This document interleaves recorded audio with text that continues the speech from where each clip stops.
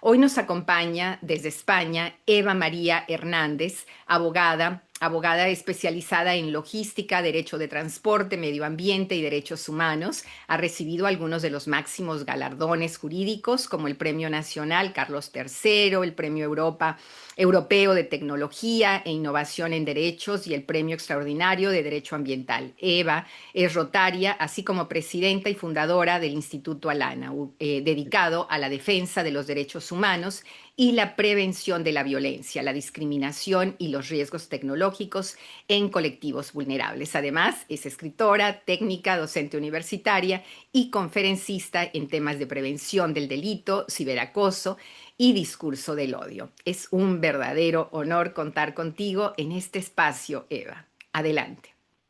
Buenos días, buenas tardes desde España. Suli, gracias por invitarme. Es un honor compartir este foro con tan grandes profesionales en este área.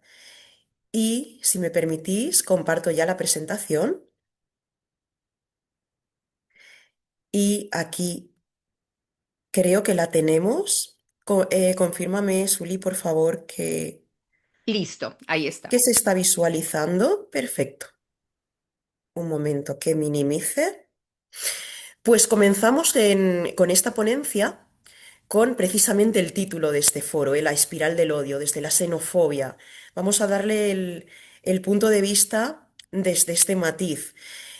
Y por supuesto, vamos a darle también un sentido jurídico, como no podía ser de otra manera, para contextualizarlo todo desde una perspectiva legal y también ver, pues, qué situación tenemos en España y también en Europa.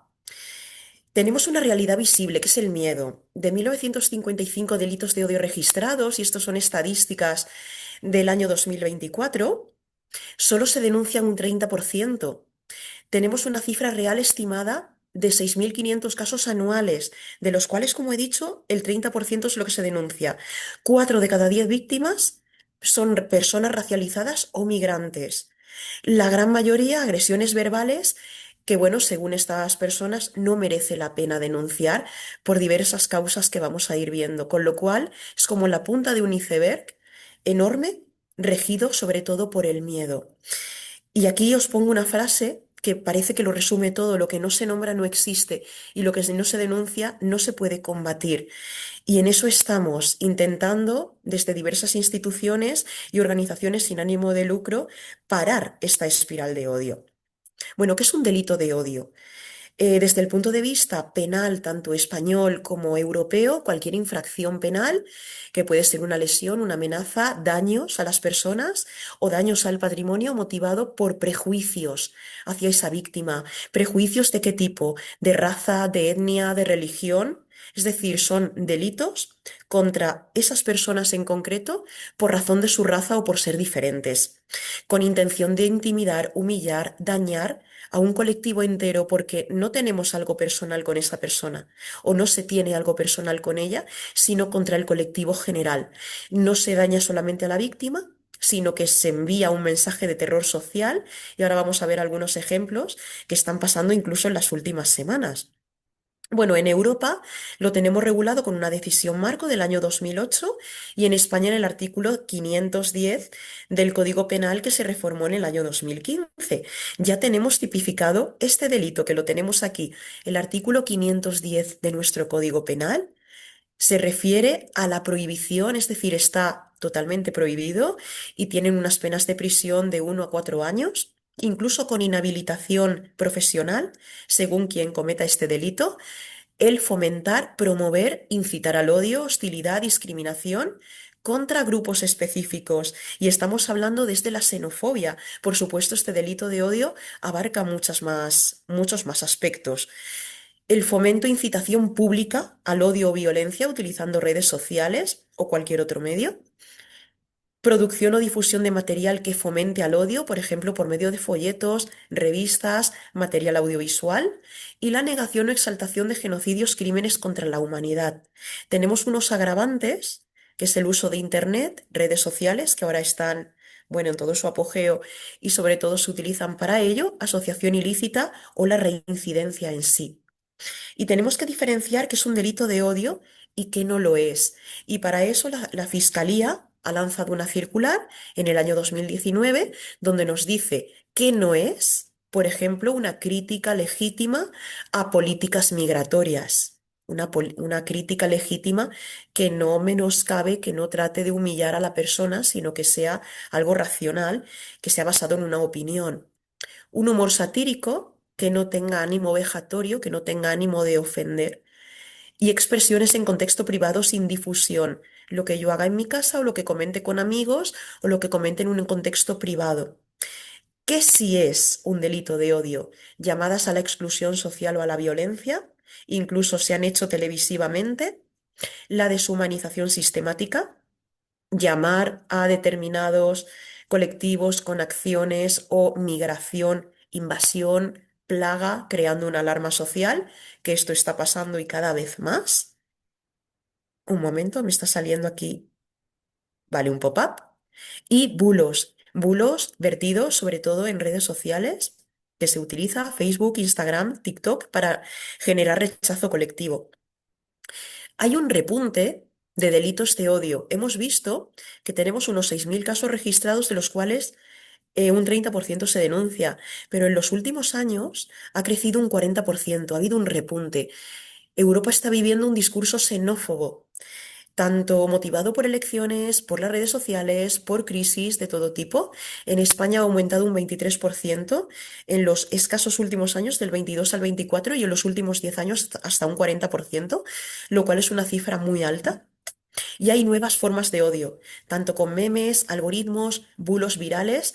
Estamos utilizando nuevas formas de comunicación y esas nuevas formas de comunicación conllevan a nuevas formas de odio.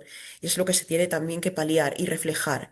¿Dónde está la línea? Porque a veces decimos libertad de expresión, pero ¿dónde está la línea entre la libertad de expresión y lo que es un delito en sí? Bueno, es algo que también se ha tenido en cuenta los memes. Los memes que parecen broma, pero refuerzan esta xenofobia todavía más. Memes que condensan estereotipos, sobre todo de personas migrantes, en imágenes que son muy fáciles de compartir, que se viralizan, que la gente se distribuye unos por otros de una forma muy rápida.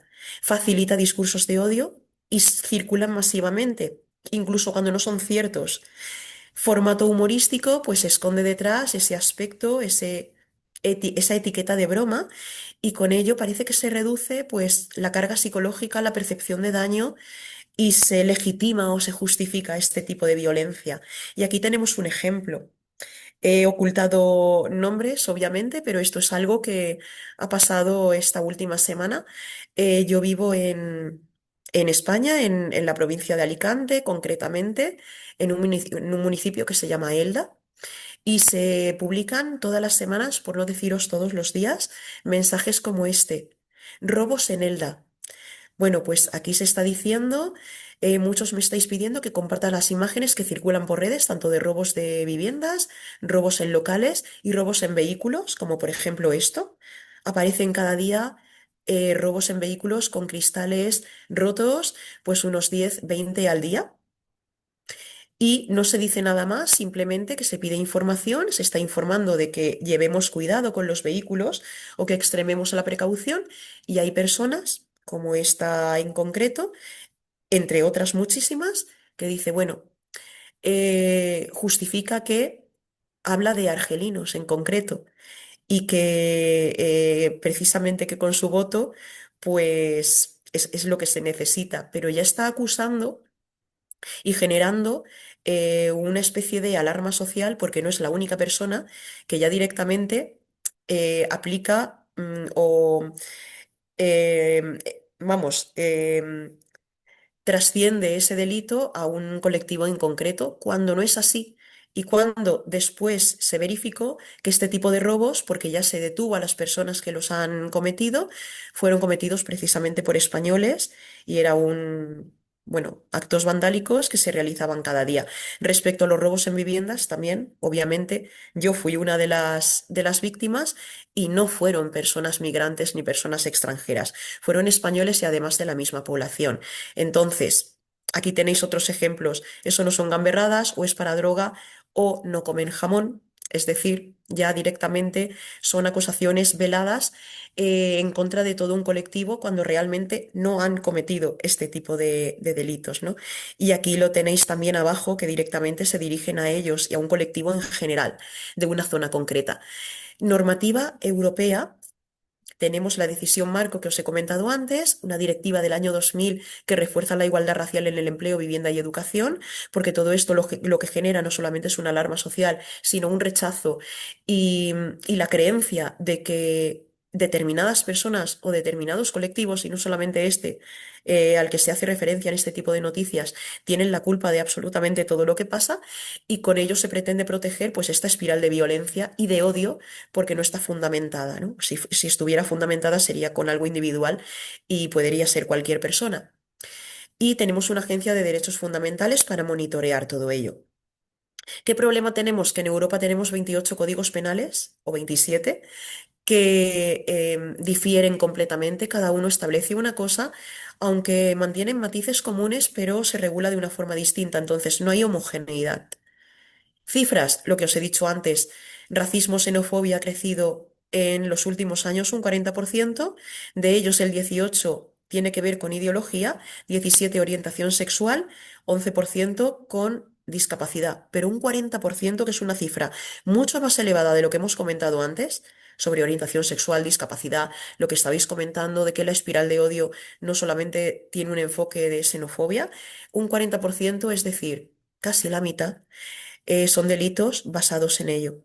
Hay un incremento sostenido desde el año 2018, aquí lo tenéis, más del 65%. ¿Quién lo sufre? Los colectivos más agredidos, población magrebí, marroquíes, argelinos, hasta un 45%, latinoamericana 28%, subsahariana 18%, asiática un 9%. Perfil, bueno, estos son estadísticas, pienso que no solamente hombres de 25 a 40 años, sino también la mujer tiene el estigma de ser mujer, sino simplemente no es xenofobia, sino que aquí se unen criterios de violencia de género, incluso misoginia, etcétera, unidos a la etnia. Aquí tenemos, pues, palabras, ciertas palabras que ya forman parte de esa espiral de odio. Y hay palabras que ya se identifican como algo vejatorio o algo humillante. Aquí tenemos una islamofobia estructural. Está arraigada desde narrativas históricas. Simplemente, aquí en España, por razón histórica, eh, hay cierto costumbrismo en ello. Estereotipos que somos incompatibles culturalmente, hay una amenaza a la identidad europea, hay un vínculo automático con el terrorismo y es algo que pensamos automáticamente, ya es un sesgo. ¿Por qué? Porque constantemente se está vendiendo en esa espiral.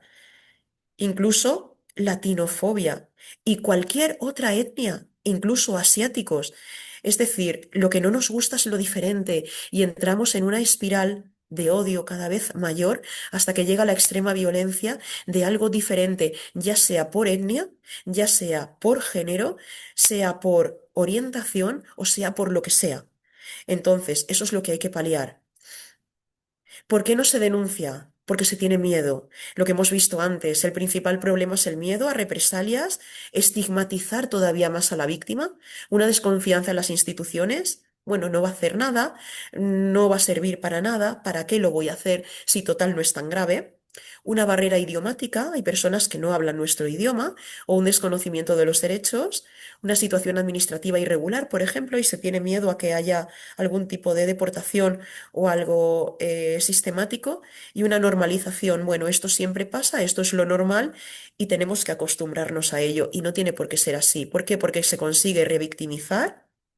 Son procesos largos donde se sufre, además de la violencia que se está generando o estás sufriendo tú en primera persona durante un proceso continuo donde constantemente te lo están recordando, con interrogatorios invasivos, y se percibe al final una impunidad que alimenta más el odio.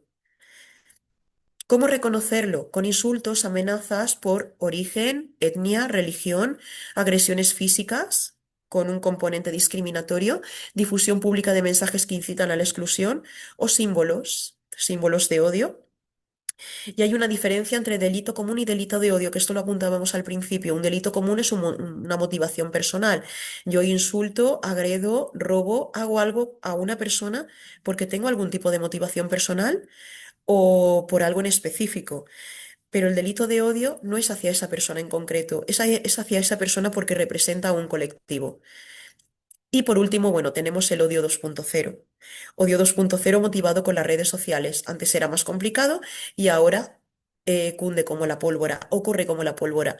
67% de los delitos de odio tienen un componente online y esto creo que es lo que está generando, y si no, escucharemos a otros compañeros, ese aumento de cómo poquito a poco se va generando desde el odio a la violencia extrema, porque la red social es un amplificador y al final es una alarma social. Y siempre amplificamos y tomamos a mayores todo lo que estamos viendo. Y se retroalimenta además. Incluso los algoritmos, que ahora lo veremos, priorizan ese contenido que se viraliza, le dan prioridad. Hay un anonimato que reduce la inhibición moral. Detrás de una pantalla todos somos valientes, sin nuestro nombre, apellidos y nuestro DNI. Y un efecto cámara de eco, hay un refuerzo grupal. Haces un comentario y hay cientos de personas que lo apoyan y lo alimentan y lo alimentan, y eso al final revictimiza todavía más. Principales plataformas, bueno, la nueva X, antigua Twitter, Telegram, TikTok, que sobre todo entre los jóvenes es la que se utiliza. Fake news.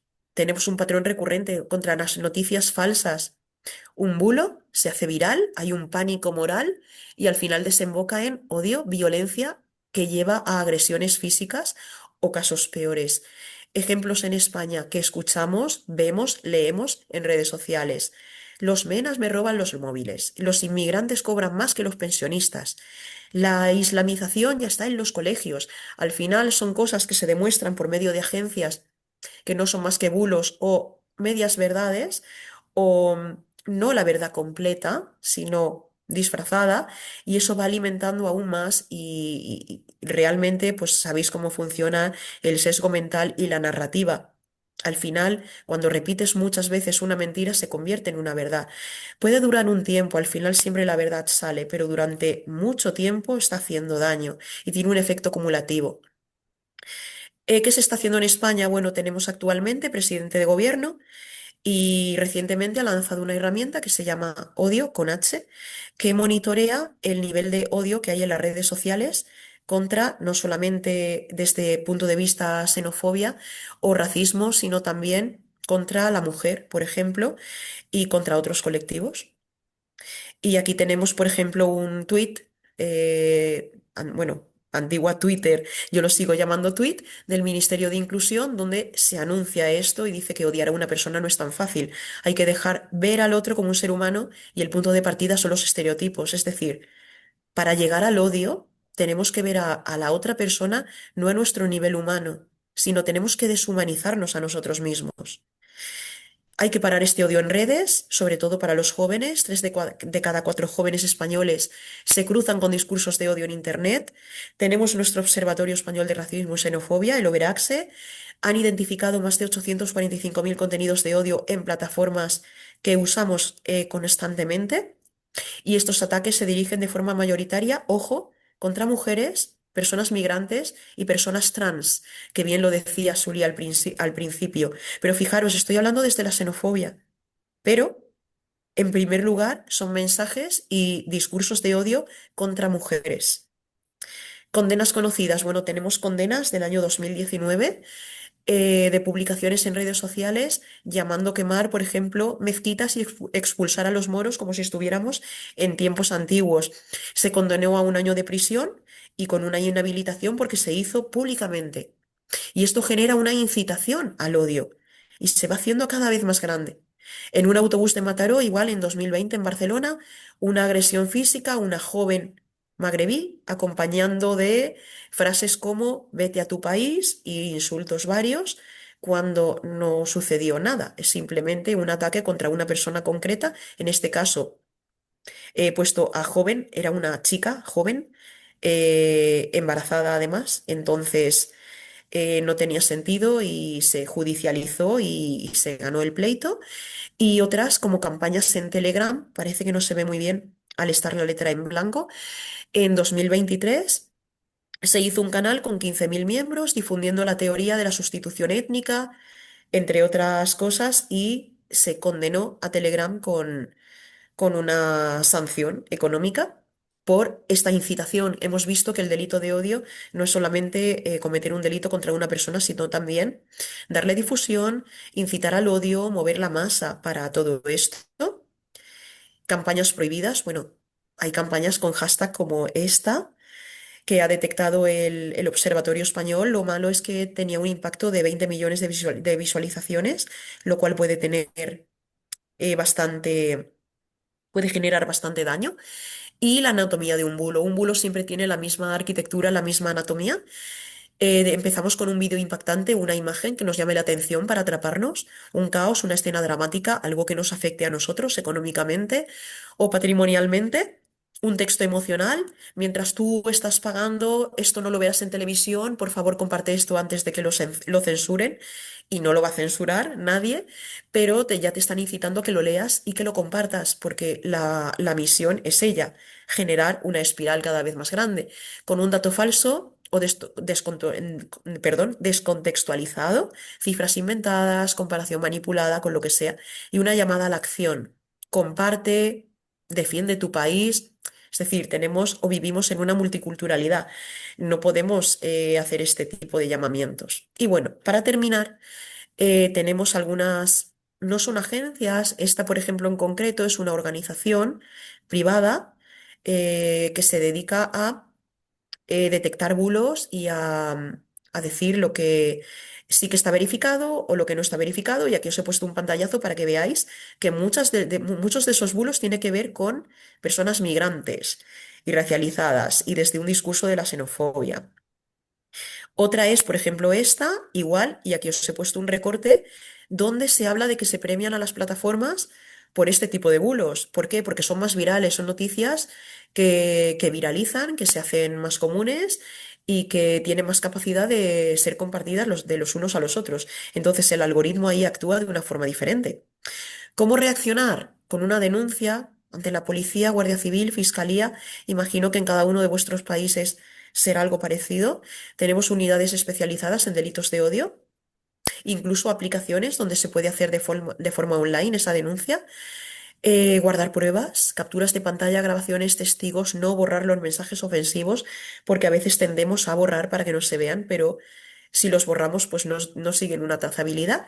Y tener el apoyo de ONGs especializadas como esta maravillosa en la que estamos participando, o proyectos como Expediente Rojo y otros especializados en cosas muy concretas. Y creo que estoy en tiempo. Muchísimas gracias a todos y nada, a vuestra disposición para cualquier duda. Muchísimas gracias de nuevo por invitarme. Es un verdadero placer, un honor contar de nueva cuenta con el maestro Rubén Pérez, investigador del Programa Universitario de Derechos Humanos de la UNAM, la Universidad Nacional Autónoma de México, quien por más de 20 años se ha desempeñado en el servicio público en tareas de procuración de justicia en diversas instituciones. Por cierto, se ha capacitado en investigación de delitos de corrupción y enriquecimiento ilícito, entre otras cosas, con el Departamento del Tesoro de los Estados Unidos. Solo por mencionar parte de su currículum. Adelante, maestro Rubén Pérez. Buenas tardes a todas y a todos. Es un honor. Gracias, Zuli, por la invitación. Siempre una gran oportunidad para poder platicar y comentar pues estos temas tan lacerantes para la sociedad, estos temas que como nos señala Eva, pues además con las nuevas tecnologías y las nuevas formas que tenemos de comunicarnos, pues van generando muchas nuevas maneras de llevarse a cabo, ¿no? Y bueno, y efectivamente, como señalas ahí, tenemos en nuestras sociedades también una creciente manifestación de discurso de odio, ¿no? Vemos de manera constante con temas como por supuesto género que tú señalas, pero género desde la perspectiva, hablaba de feminicidio, pero también de la perspectiva de grupos de la diversidad sexual también, o sea, todo este movimiento LGTBQ más y todo lo que le vamos agregando, y además contra jóvenes y contra adolescentes y la migración, y que en el caso de México, pues la migración es un problema muy grande porque pues, por una parte somos un país de tránsito, o de tránsito de migración que viene de Centro y Sudamérica hacia los Estados Unidos de América, pero también ya que parte de esa migración termina radicando en nuestro país, ¿no? Y también hay un discurso ahí, como nos decía Eva, en contra de grupos y de ciertas características de estos grupos. El tema de la delincuencia organizada también, hay una serie de estereotipos que se han venido creando desde la propia imagen física que proyectan, ¿no? Las formas de vestimenta, de expresión, y también van generando estos estereotipos con discursos de odio, ¿no? Con esta espiral de violencia que crece y que crece. Y tenemos una reacción en las leyes también, por supuesto, ¿no? Eh, hay muchas formas en las que la ley va estableciendo esas nuevas formas de comisión de delitos. Hay un tema, además, que creo que es fundamental que no perdamos de vista, por ejemplificaríamos con el feminicidio. Eh, la calificación o la tipificación de delitos como feminicidio vienen a visibilizar un fenómeno que ya socialmente existe en nuestro país, pero que no estábamos registrando y calificando como tal, ¿no? Entonces, también de pronto, cuando empezamos a establecer en el Código Penal o en los códigos penales, en nuestro caso, tenemos 33 códigos penales. Tenemos un Código Penal Federal, tenemos un Código Penal para la Ciudad de México y tenemos 31 códigos penales para cada uno de los estados que integran la federación, y por supuesto cada uno de estos órganos legislativos pues tiene una libertad configurativa para poder establecer y determinar el contenido de cada uno de esos códigos.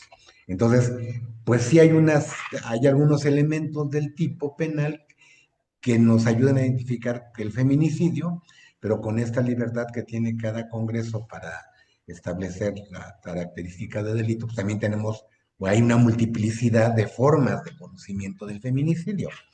Esto, evidentemente, cuando empezamos a hacer estadísticas y a generar números, pues nos da como resultado eh, sí, una forma en la que la podemos ver, pero también un rango con ciertas fronteras que no terminamos de definir totalmente, ¿no?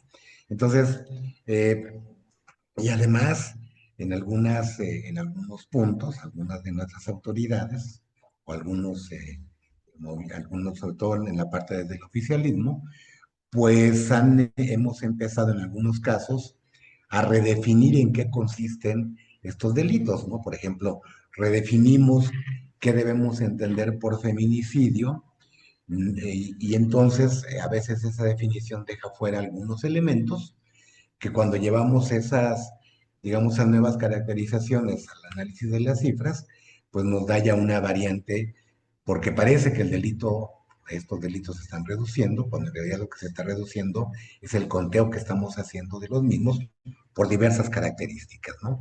Y nos pasa lo mismo con el tema de migrantes, nos pasa lo mismo con el tema de periodistas o de defensores de derechos humanos, ¿no? Estas redefiniciones legales nos llevan también a mostrar estadísticamente una realidad diversa. Pero bueno, yo me quería centrar un poco señalar a partir de este escenario, yo me quería centrar más bien en la forma en la que socialmente, en la que estructuralmente vamos generando este movimiento entre la tolerancia que debemos tener y cómo pasando de la tolerancia a la intolerancia y luego al discurso de odio. Entonces, más bien en ese planteamiento desde la perspectiva de los derechos humanos, ¿cuáles son los fenómenos que estamos generando en ese sentido y cómo vamos y cuáles pueden ser algunas de las alternativas que podríamos presentar para combatirlos? De hecho, en una buena medida, tiene una gran similitud, como que nos decía Eva, claro, en este caso con una perspectiva mucho más genérica, ¿no? Y decíamos, y desde un análisis muy específico de derechos humanos. Entonces, si me permiten, voy a compartir una presentación. Este,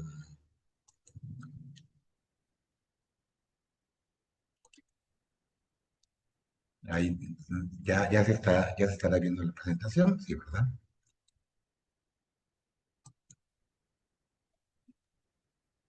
Se ve perfectamente.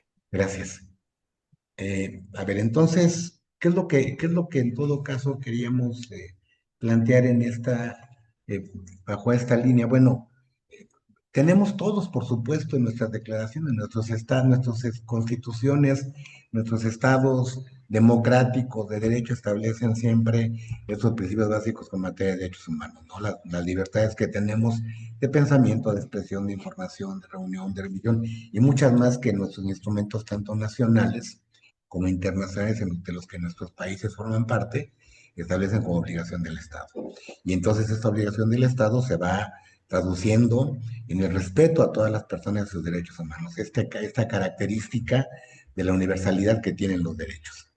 Ahora, también debemos de tener junto el tema de la tolerancia. Claro, traemos ciertas paradojas ahí, ¿no? La tolerancia ilimitada debe, por supuesto, llevarnos a la desaparición de la tolerancia. ¿Por qué? Porque tenemos tanto que reclamar en nombre de la tolerancia que el derecho a no tolerar se convierte en intolerancia, ¿no? Entonces, ahí de pronto, en estas manifestaciones, en estas expresiones de la diversidad social que tenemos, esa es otra cuestión, ¿no? No hablamos de una sociedad a la que podamos caracterizar de una única forma. Somos sociedades muy heterogéneas, donde, en el caso de México, por ejemplo, el sur es muy diferente del centro y este es muy diferente del norte. Y tenemos incluso cuestiones culturales muy arraigadas, por ejemplo, en el centro y en el sur, que en el norte pueden parecer incluso una serie de temas de intolerancia, ¿no? Entonces, es una paradoja a la que nos tenemos que enfrentar como sociedades y que en la diversidad es muy complejo de hacer para establecer criterios uniformes de pronto. Dentro del gran discurso que tenemos de los derechos humanos en la actualidad, esta violencia extrema, pues por supuesto en todos los escenarios tiene que ser erradicada, ¿no? En todos los discursos estamos erradicando. ¿Por qué? Pues porque el concepto de humanidad que tenemos a partir sobre todo de la Declaración Universal nos va estandarizando en una serie de principios universales, pero que se reproduce también, ¿no? Implica también que nos preguntemos sobre qué está pasando cultural e históricamente con la violencia, porque entonces tenemos eh, esta gran contradicción a nivel de la humanidad, ¿no? Tenemos un discurso muy claro, con principios muy claros, con convenciones y convencionalismos muy claros sobre que tenemos que calificarla como inaceptable, pero tenemos una manifestación en muchos lugares del mundo, lamentablemente, donde esta violencia extrema se está llevando a cabo, ¿no? ¿Y cuál es una de las formas en las que se va manifestando, que tenemos cada día más identificada y que, como veíamos, va teniendo estas características de regulaciones, pues es el discurso de odio? Estos son conceptos que la Suprema Corte de Justicia de la Nación de México ha asumido en sus resoluciones, que los discursos de odio expresados en un contexto determinado inciden directamente en los derechos de las víctimas a la dignidad, al derecho a la igualdad y a la libertad de expresión misma. Pues por una parte difunden la idea de que determinados grupos o personas tienen menos derechos que las demás personas. Digamos, hay un problema con el concepto de universalidad de los derechos y con la forma en la que estamos llevando a cabo esta violencia extrema o estos discursos de odio. Y los justificamos además a través de este trato hostil en contra de estos grupos, ¿no? En casos extremos, incluso de privarlos de todo tipo de los derechos que tienen, más allá también de la existencia misma, que lamentablemente son movimientos que estamos viendo que ocurren no solamente en nuestro entorno local, en nuestra comunidad o en nuestro país, sino que se van reproduciendo en muchos lugares del mundo. Las Naciones Unidas advierte que el discurso de odio, especialmente en línea, es uno de los principales motores de la violencia extrema Y para hablar de ello, es un honor presentar a nuestro próximo invitado, Marcelo Toroc, ingeniero en informática y maestría en ciencias criminológico-forenses, académico, titular de la Academia de Ciencias Forenses de la República Argentina y especialista en delitos de alta tecnología y cibercrimen. Con más de 33 años de trayectoria, se ha desempeñado como perito informático forense en causas de alto impacto nacional e internacional y es docente y formador de peritos, fuerzas de seguridad y aspirantes a magistrados en temas de cibercrimen y labor forense. Además es conferencista invitado en universidades e instituciones de Argentina y el exterior, con numerosas publicaciones en el ámbito académico y periodístico. Un placer, Marcelo, y un gusto enorme volver a contar contigo en este espacio. Adelante. Muchas gracias, Zuli. Perdón, voy a hacer un par de gestos, no es hacia ustedes, es al chinito que tiene mi camarita. Le estoy indicando de que me siga y que abra un poco el zoom. Ahí está. Yo a veces me pregunto cuando estas cámaras hacen estas cosas así, ¿quién estará recibiendo del otro lado, ¿no es cierto? Todas estas instrucciones y toda la información. Pero bueno, aquí estamos. Es para mí un gran honor. Zuli, realmente tu dedicación y la dedicación de la ONG es realmente admirable y los colegas que me han precedido, he aprendido muchos de ellos escuchándolos y veo aquí en el cuadrante de la asistencia personas también muy destacadas, así que trataré de llegar más o menos a la altura de las personas tan distinguidas que tenemos con nosotros. Voy a compartir una presentación. Ven ustedes bien, ¿verdad? Perfecto. Genial. Bueno, qué título tan especial para el momento mundial que estamos viviendo. Qué título tan particular. Eh, Cuando nosotros usamos nuestros dispositivos digitales, particularmente nuestro teléfono celular, móvil, smartphone, como le digamos en nuestro país habitualmente, quizá a veces no tenemos conciencia de cómo nos acompaña la tecnología digital las 24 horas del día. Muchos de nosotros lo usamos desde como si fuera un reloj despertador, nos informa de las noticias y del clima para empezar nuestro día, nos indica la agenda, qué novedades tenemos, comenzamos a organizar nuestro día quizá con el primer café o la bebida con la que empecemos nuestro día, y va a lo largo del día acompañándonos. Es una compañía silente, silenciosa, sigilosa que nos va acompañando. Y en esa compañía que tenemos a lo largo del día, no solamente es algo así de tipo individual, como recién decía, hasta ahora todas actividades personales, ni siquiera interactuando con personas con quienes voluntariamente queremos interactuar, enviar mensajes, recibir mensajes, llamados, etcétera, sino que estamos bombardeados por un montón de información digital. Cuando yo quiero explicar en mis clases el tema de lo que es la novedad que impone el ciberdelito y el cibercrimen, uso una imagen de las que hay muchas, de esta que ustedes seguramente van a reconocer, que es la imagen bíblica de Caín matando a Abel, ¿no es cierto? No importa que uno crea o no crea, tomemos la Biblia, aunque sea como un contexto histórico, o una reseña literaria, y el primer crimen documentado es Caín matando a su hermano Abel. ¿Y por qué lo mata precisamente Caín a Abel? Precisamente por una espiral de violencia que va generando. Eh, ¿Qué quiere decir esto?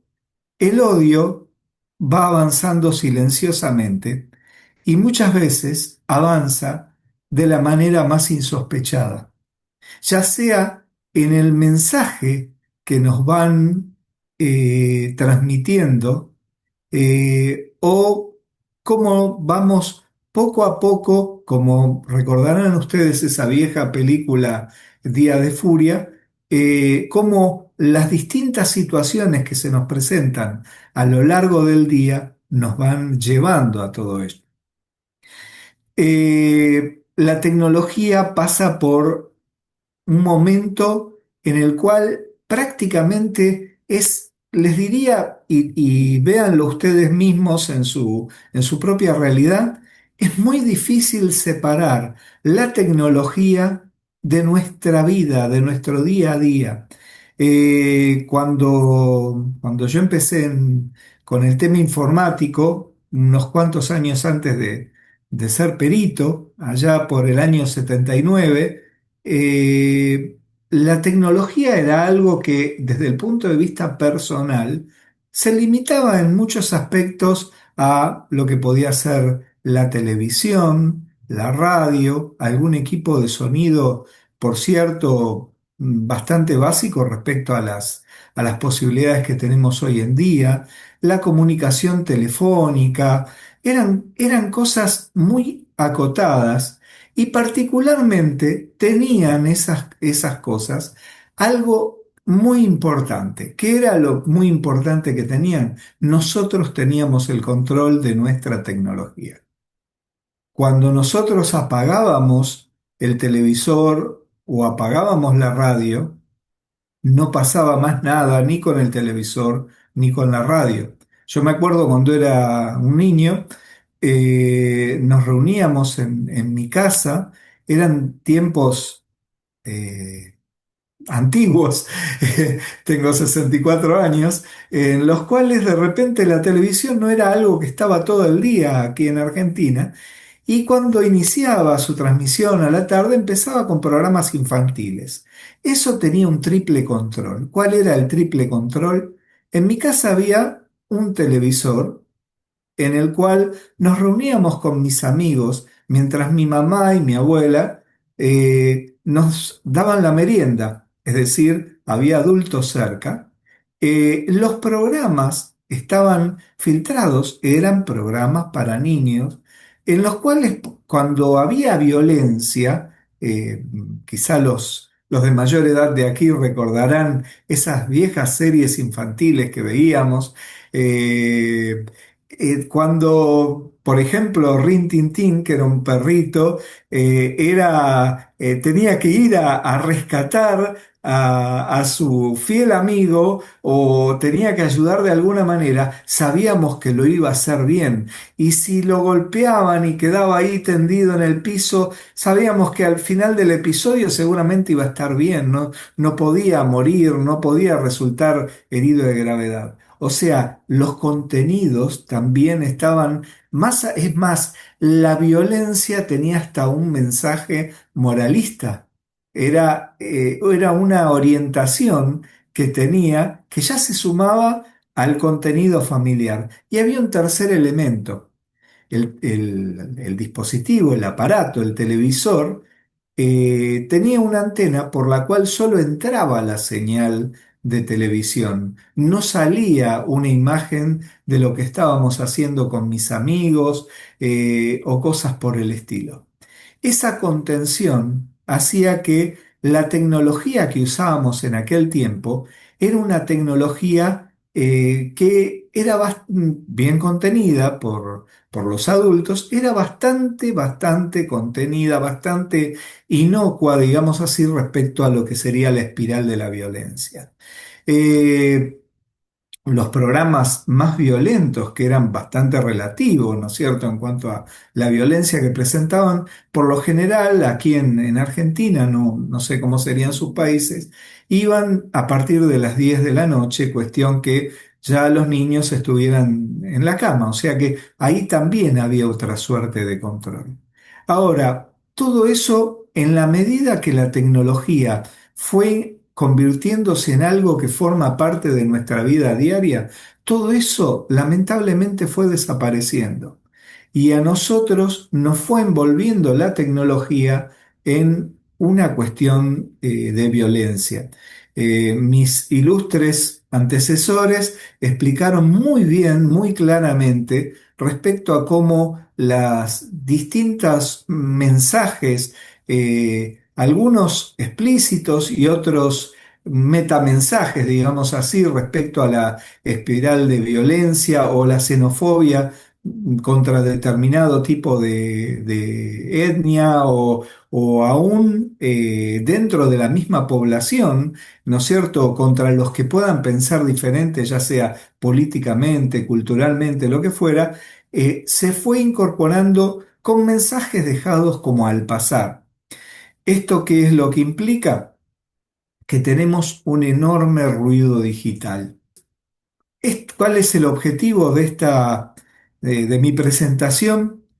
Un par de cuestiones simples en medio de la complejidad que tiene la tecnología, para que podamos al menos aprender a convivir con esto.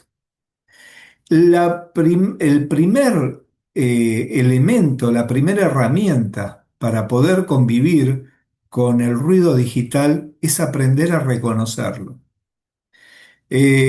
Todos nosotros en nuestro teléfono celular, teléfono smartphone, como le digamos, móvil, eh, tenemos un montón de recursos que nos hacen hasta dudar si realmente llamarlo teléfono, porque hacemos un montón de cosas menos discar un número y comunicarnos con una persona. Hoy en día es casi hasta un agravio que llamemos telefónicamente a alguien sin previamente enviarle un mensaje. Eh, ¿Estás disponible? ¿Puedo hacerte un pequeño llamado? Hoy en día estas cosas, por un lado, eso parece una cuestión de cortesía, pero también parece un cambio de cultura. Eh, Vemos en una mesa, en un restaurante o en una, peor aún, en una mesa familiar, todos los integrantes de la familia con su teléfono, es decir, reunidos físicamente en torno a un objeto al que denominaríamos mesa, pero en realidad cada uno está en un lugar diferente. Y eso es un ruido importante digital. ¿Por qué? Porque no nos permite comunicarnos dentro del seno de la familia. Todos sabemos las dificultades que hay hoy en día por el ritmo de vida que tenemos, por la velocidad con que se imprimen las cosas.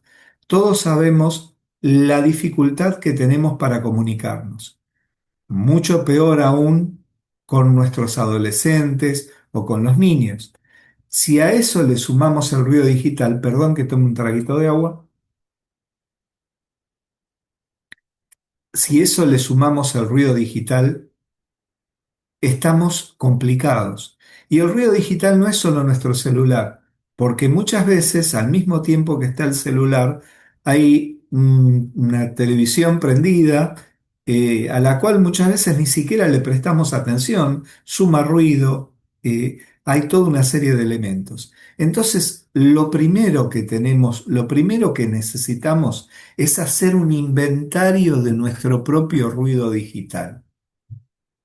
Y en el inventario de nuestro propio ruido digital, es decir, qué es lo que a lo largo del día intervengo digitalmente, en qué cosas participo activa o pasivamente. Pasivamente a lo mejor con un me gusta a videitos de inteligencia artificial sobre determinados perritos, ¿no es cierto? O lo que se les ocurra. Hasta activamente emitiendo opiniones a veces feroces contra los que piensan diferentes. Los otros días vi digamos así, un chiste que decía cómo había un dibujo, ¿no? Y estaba un padre y la hija adolescente le decía al padre, hombre mayor, le decía, ¿no te das cuenta que eso es una fake news? Y el padre le decía, ¿cómo me vas a decir que eso es una fake news si es exactamente lo que yo pienso? Entonces, muchas veces todo ese ruido digital nos va cambiando a lo largo del día. Una vez resulta que un amigo mío tenía que hacerse un control cardiológico y era a lo largo del día, entonces lo fui a acompañar. Lo acompañé un par de horas. Y por supuesto uno empieza a hablar de bueyes perdidos, de situaciones, y claro, uno ya empieza a estar en el entorno, entonces veía el monitor cardíaco de él que cuando hablábamos cosas tranquilas, placenteras, el monitor daba una forma de onda perfecta. Y cuando hablábamos de situaciones complejas, las líneas parecían un desastre, como una tormenta, ¿no es cierto? Eh, y le dije, mirá lo que está pasando. Entonces probamos, por un lado, hablar adrede de situaciones complejas y se repetía. Y le digo, a ver, ya que estamos acá, veamos si pasa lo mismo con determinados contenidos. Entonces, puso él alguien que piensa diametralmente lo opuesto de él y eso fue generando unas espantosas líneas. Entonces, tenemos que hacer el inventario del ruido digital, nuestro y de nuestra familia, de nuestro entorno y de nuestro lugar de trabajo para mejorar nuestra calidad de vida. Esta imagen creo que la hemos visto todos, ¿no es cierto? Elegir cuál píldora queremos elegir, si la píldora roja, la cual nos permitirá conocer la verdad de lo que está sucediendo, asumiendo las consecuencias. Para los más jóvenes a lo mejor no vieron, tiene 25 años, es de la película Matrix, o la píldora azul, en la cual uno volvía a estar en el entorno, ese entorno en el cual nos llevan y nos traen, como nos lleva y nos trae la información de todo lo que pasa en los medios, todo lo que vamos leyendo. Hoy en día estamos en una situación internacional de un conflicto, ojalá que no escale bélicamente, pero digamos que, a decir de los analistas, es una condición prebélica quizá de las más importantes de los últimos tiempos, ¿no es cierto? Y en medio de eso, todos estamos pendientes de qué es lo que pasa con toda esa situación. Y en medio de eso hay una vieja frase que me viene a la memoria y dice que en una guerra la primer víctima es la verdad. O sea, en la guerra parecería como que todos elegimos la pastilla azul que le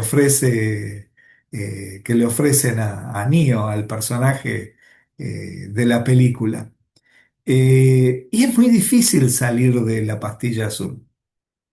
Es muy difícil porque la complejidad de toda la situación, no solo de una situación como la que en estos momentos estamos viviendo a nivel mundial, sino de todo lo que pasa en nuestro entorno, se ve realimentado por distintos sistemas.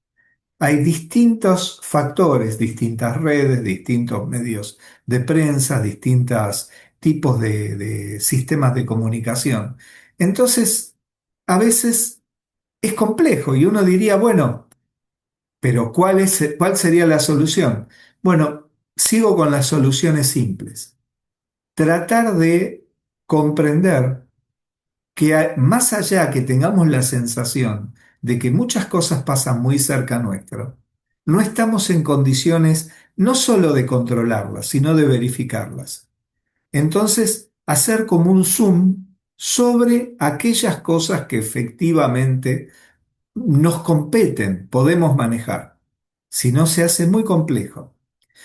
Miren si esto será complejo, que este año el diccionario de Oxford, la palabra que representó al año 2025 fue Rage Bait, es decir, el cebo de ira. ¿Qué quiere decir esto? Cuando empezó el tema de los trolls, ustedes recordarán, eh, estábamos, nos hemos acostumbrado a que los trolls en forma muy organizada y con muchas cuentas de tipo fake, generaban tendencia. Generaban tendencia, entonces es como que uno no podía expresar algo que fuera contrario a lo que era esa tendencia. Y es más, hasta el esquema de los trolls quedó hasta en cierto aspecto monopolizado por determinados sectores. Y ojo, no se trata de una tendencia política única, porque a nivel mundial se ha capitalizado de un lado y de otro, y no solamente a nivel político, a nivel financiero, un montón de factores han intervenido los trolls. Ahora, hay una cuestión natural que nos pasa a todos respecto a los medios digitales, que viene de lo previo a lo digital. ¿Qué es esto? Nosotros, por ejemplo, vuelvo a mi niñez, hace ya ciento y pico de años, ¿no? Más o menos, eh, cuando yo recuerdo que mi abuela, mi abuela, nosotros vivíamos a unos 100 metros de donde pasaba una vía del ferrocarril que en aquel tiempo todavía tenía algunas locomotoras de carbón de coque. Entonces mi abuela a veces salía al patio de mi casa, veía el hollín, no sé si se dirá así en sus idiomas, esa ceniza que deja el carbón de coque en el patio, muy leve, pero que quedaba ahí. Y ella decía, me duelen los huesos, decía, está el hollín, así decía ella, evidentemente va a haber una tormenta. O sea, los medios naturales nos llevaron a inferir las cosas. Nosotros nos manejábamos con lo que nuestros sentidos nos daban como veraz. Cuando aparecen en los medios digitales y cuanto más se sofisticaron, tenemos todavía esa tendencia natural, pero esa tendencia natural está disociada en realidad de lo que nos están presentando. Los trolls, en un comienzo, tuvieron un éxito magnífico. ¿Por qué? Porque nos agarraron desprevenidos. Pero es como si ustedes están en su hogar y escuchan afuera, hay una banda, ¿no es cierto?, por una celebración, y tocan la banda y la banda y la banda. Llega un momento que, más allá que les moleste, no la escuchan. Eso, eso pasa con los trolls. Entonces descubrieron esta nueva verdad, el cebo de ira. ¿Cuál es el cebo de ira? Y que usan muchos nuestros políticos hoy en día. En algunos de nuestros países está muy utilizado. Generar reacción violenta para generar seguimiento. A veces nos tomamos casi no, nos tomamos en primera persona ciertas publicaciones o ciertas declaraciones de gente que sabe manejar muy hábilmente los medios o recomendado por quienes le enseñan a manejar los medios. Y ese cebo de ira genera movimiento enorme, un movimiento enorme. Eso es lo que está pasando ahora. Por eso esta es la palabra del año. Ahora, yendo avanzando, ¿no es cierto? Y yo les decía que mi idea, aunque no sean soluciones tecnológicas y lo mío del día a día pase muchas veces por la tecnología, les doy soluciones del día a día, casi les diría recetas de cocina. Entonces, ¿qué es lo que podemos hacer nosotros? Tratar de, como un ejercicio, aprender a distinguir estas tendencias. Así como en su momento había que distinguir lo que era un troll de una cuenta real. Ahora tratar de comprender lo que es un cebo de ira. Y los que tenemos una responsabilidad docente, transmitirla. O los que tenemos una responsabilidad familiar, transmitirla en nuestras familias.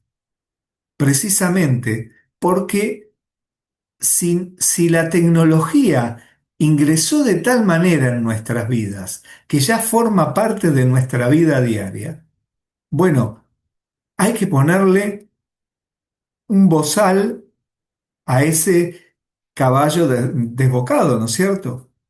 Para poderlo guiar de manera que no nos cause un daño inevitable. Entonces, para eso está esa clave, poder prestar atención a los mensajes que estamos recibiendo, como les decía, casi como si fuera un inventario de esa tecnología, esa interacción tecnológica que tenemos a lo largo del día. Esos mensajes, a veces mensajes incluso subliminales que recibimos, ya sea mediante publicidad o mediante programas específicos, o incluso por espectáculos o programas que podrían o deberían ser de esparcimiento. Bueno, tenemos que estar alertas a eso, porque está nuestra salud, está la salud de nuestros seres queridos y está la comunidad para los que tenemos una responsabilidad. Lamentablemente, quienes aquí comparten conmigo y que también prestan labores investigativas, a veces nos encontramos con situaciones espantosas de gente que de repente decide acabar con su vida o que ya sea por el bullying o bien por el mismo ruido digital que lo va llevando. La historia va cambiando en las herramientas, pero hay ciclos que se repiten y hay ciclos apocalípticos que fueron cambiando en las distintas eras de la humanidad. Hoy le toca a esa herramienta digital cumplir esa labor de perturbación.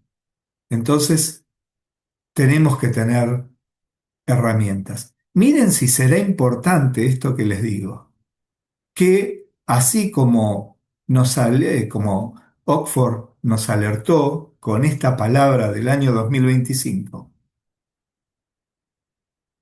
Pantone, o Panettone, como queramos decirle, eligió el color del año, elige también el color del año. ¿Qué color correspondió esta vez? Un blanco, un color neutro. Ese color neutro que a nosotros, si lo tomamos dentro de el manejo de nuestras herramientas digitales, nos permite acomodarnos a los objetivos para los cuales queremos usar esas herramientas: comunicación, herramienta de trabajo, seguridad, esparcimiento, brindar educación a otros, pero no caer en esa vorágine que era el objetivo de esta excelente idea que ha tenido Zuli y su equipo. Redondeando entonces, voy a ir mucho más atrás, a los tiempos que a lo sumo Tecnológicamente, lo único que se conocía eran los efectos de la piedra ámbar que había descubierto Tales de Mileto.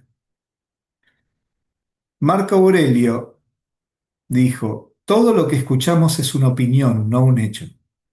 Todo lo que vemos es una perspectiva, no es la verdad. Precisamente por ahí pasa la herramienta, por ahí pasa nuestra labor, en no solamente para nosotros y para poder valernos bien de las herramientas y poder seguir adelante con nuestra propia salud más allá del ruido digital, tenemos que tener conciencia que aún en el caso que no se trate de una cuestión fake, todo ese bombardeo que recibimos de información es una opinión, no es un hecho. Y lo que vemos es una perspectiva, no es la verdad. A mis alumnos muchas veces les digo ese ejemplo de una botella, ¿no es cierto? Pongo una botella ahí y digo, bueno, ustedes ven una etiqueta, ven, bueno, yo en estos momentos no la veo. Tenemos distintas perspectivas de un mismo elemento, pero son distintas vistas de una misma verdad. La gran suerte que tienen los medios digitales, si no estamos, eh, si no caemos en la espiral, sino que tenemos la amplitud de poder ver las distintas fuentes de información, reconociendo aquellas que tienen más allá de una opinión similar o diferente a la que nosotros creemos, pero no obviamente aquellas que son generadas por inteligencia artificial o cosas similares, tenemos la posibilidad como nunca antes de ver distintas caras de una misma verdad. Es decir, podemos recomponer de una manera mejor esa visión que tenemos de la verdad. Y eso es lo que tenemos quizá como un desafío, trabajar sobre nosotros y sobre nuestro entorno precisamente para salir de esa espiral de violencia en la cual creemos que estamos y que del lado de la tecnología es muy difícil que esté la solución. La solución va a estar seguramente del lado nuestro. Muchas gracias a todos.